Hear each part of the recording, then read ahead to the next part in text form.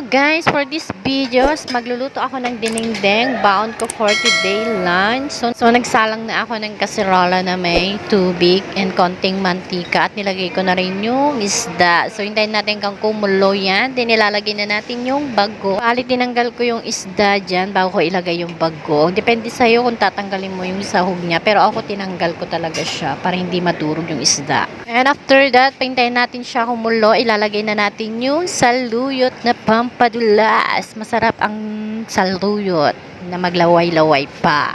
Yan, hintayin natin maluto. Takpan muna natin siya. Hintayin natin maluto yung saluyot. Pag alam mo nang luto na yung saluyot, pwede mo nang ilagay yung palang na my favorite dinengdeng.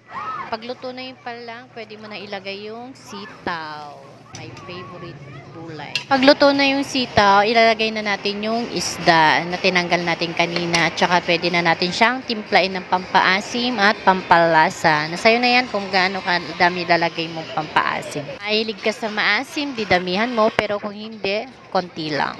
Then, after mong matimpla yung dinengdeng natin, pwede na natin siyang takpan. Gusto ko yung hindi masyadong luto. Pero depende pa rin sa'yo kung gaano mo siya iluto. Kung overcook or hindi.